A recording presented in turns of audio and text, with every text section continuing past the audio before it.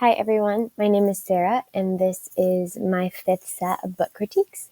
I decided to do this week's set on books that have animals as characters in them. So I just decided to do this because oftentimes using animals as characters is a fun way to engage students in the story and the learning, and it's a really way that they can get excited about reading. So my featured text is called Tops and Bottoms by Janet Stevens. This is a fable picture book at a first to second grade reading level, and it received a Caldecott honor in 1996. So this book is about a rabbit and a bear, and the rabbit is tricky towards the bear, and he tricks him to get all of the vegetables in the garden in a business plan they had together. So rabbit gets all this business and bear gets all the weeds, basically. So this was a really fun story with a lot of pictures in it. That was really good. So my first lesson would be kind of having to do with comprehension. The standard has to do with students being able to determine the central message or the moral message in fables and folktales. So after reading the Tops and Bottoms story, students would decide who is in the wrong and who's in the right. Would it be bear or would it be rabbit? And based off that decision, students would be split into two groups, one group for bear and one group for rabbit. And in the groups together, they would gather information from the story supporting their side and why they think this way. And they will also be tasked to determine the moral lesson that the author is trying to portray in the book. And so after they've done this, they'll create a visual that displays all their information and opinions, and they can use various creation platforms of their choice. Some examples are Canva or Padlet.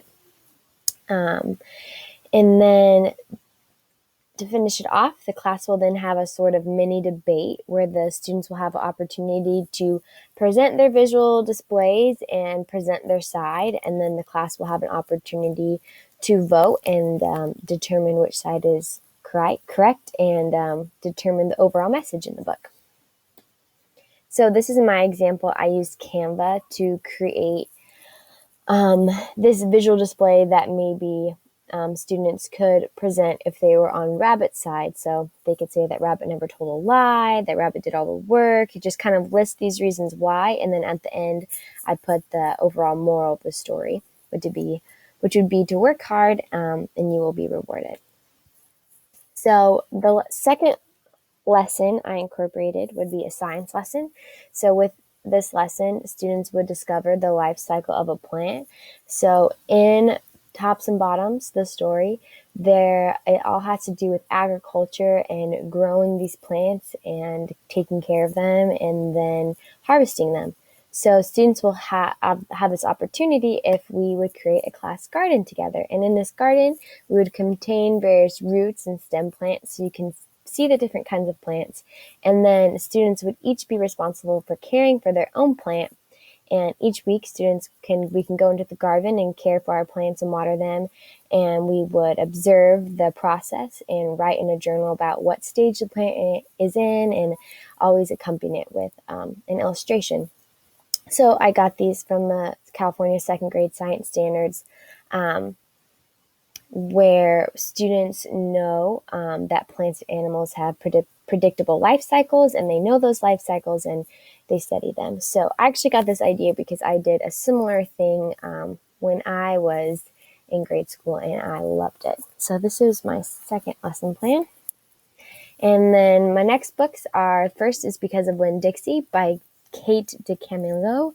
This is a third to fifth grade reading level, and it received several awards, including a Newbery Award in 2001, a Book Sense of the Year in the same year, and a Dorothy Canfield Fisher Children's Book Award in 2002. I'm sure many of you have heard of this story, read this story, but I read it when I was in fourth grade, and I loved Because of Winn-Dixie. It's just a fun story that it's kind of silly, and it shows unexpected friendships between a dog and a girl and all the adventures that they have together and ways that he helps her heal and learn about herself. So my next book is Mr. Popper's Penguins by Richard and Florence Atwater. This is a 3rd through 5th grade reading level, and it received a Newbery Medal in 1940 and Lewis Carroll Shelf Award in 1958.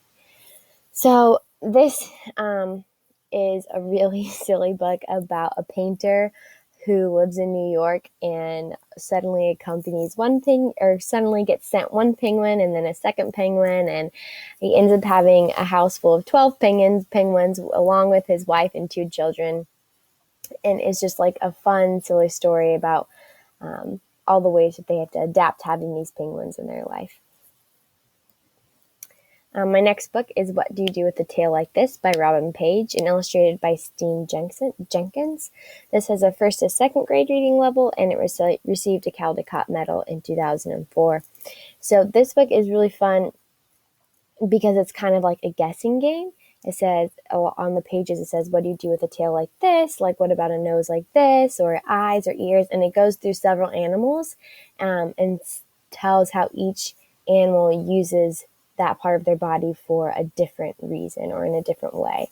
So I think it's a really fun way for students to get engaged in the book and then guess, and then later on in the page, in the story, see if their guess was correct. And also it's a fun way to learn about random facts about a lot of different animals. My last book is Sylvester and the Magic Pebble by William Steig. This has a 2nd and 3rd grade reading level, and it received a Caldecott Medal in 1970.